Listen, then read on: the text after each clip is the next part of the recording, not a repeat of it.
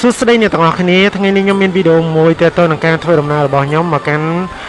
រមណីយដ្ឋានកាច់ចង្កូតបុរី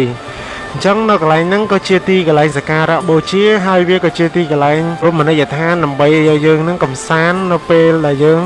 មានភាពស្មុគស្មាញហើយសម្រាប់អ្នកដែលមានចំណាប់អារម្មណ៍ចូលចិត្តថតរូបជាដើមហើយនឹងចូលចិត្តផ្ដិតរករូបភាពដែលមានទេសភាពស្រស់ស្អាតព្រៃឈើភ្នំនិងទេសភាពជាច្រើនទៀតដែលមានផ្លែ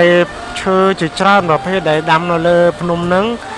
ដើមឈើខ្លះដែលវាដុះដោយខ្លួនឯងតាំងពីបុរាណកាលមកហើយដើមឈើខ្លះក៏គេបានដាំសារថ្មីហើយអ្នកទាំងអស់គ្នាក៏អាចនាំគ្នាទៅថតរូបចំពោះអ្នកដែលចូលចិត្តមានចំណាប់អារម្មណ៍ចង់ថតរូប selfie នៅលើភ្នំកាច់ចង្កូតនេះអ្នកទាំងអស់គ្នាជ្រើសរើសទីតាំងនេះគឺមិនខកបំណងទេដោយសារតែទេសភាពនៅលើភ្នំកាច់ចង្កូតនេះគឺវាមានភាពស្រស់ស្អាតមែនទែនហើយសម្រាប់អ្នកដែលមានគូស្នេហ៍ឬក៏អ្នកដែលមានចំណាប់អារម្មណ៍ចង់រកកន្លែងទេសចរថ្មីកន្លែងដែលដើរលេងកម្សាន្តថ្មីអាចជ្រើសរើសទីតាំង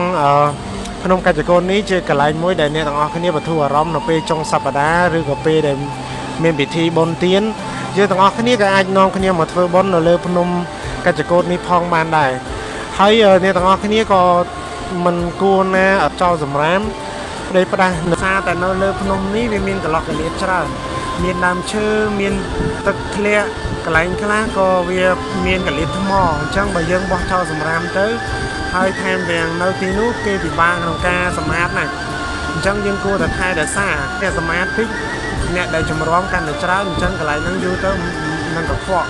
ចឹងហើយយើងទាំងអស់គ្នាគួរតែចាប់ផ្ដើមស្អាតដោយខ្លួនឯងពេលដែលយើងទៅទស្សនាឬក៏ទៅលេងទៅថតរូបទៅធ្វើបុណ្យយើងត្រូវចេះគ្រប់គ្រងសម្រាមរៀងខ្លួនហើយនៅកន្លែងនោះវាពិបាកណាស់ដោយសារតែអ្នកសម្អាតមានតិចតួចហើយបើសិនតែយើងអ្នកទៅកំសាន្តកាន់តែច្រើនហើយយើងមិនបានសម្អាតទេអញ្ចឹងកន្លែងនោះមិនយូរមិនឆាប់ទេនឹងក្លាយជាកន្លែងដែលកំណោសម្រាមហើយខ្វក់ទៀតអញ្ចឹងអ្នកទាំងអស់គ្នាគួរតែ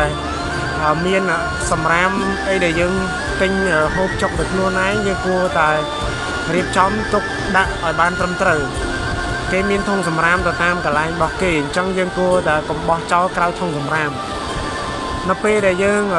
ទៅឃើញស្អាតយើងចង់តែលេងដូច្នេះអ្នកផ្សេងទៀតក៏គេដូចយើងអញ្ចឹងដែរអញ្ចឹងសង្ឃឹមថាអ្នកទាំងអស់គ្នានឹងចាប់អារម្មណ៍នៅកន្លែងរមណីយដ្ឋានមួយនេះសូមអរគុណដែលបានតាមដានទស្សនាវីដេអូនេះរហូតដល់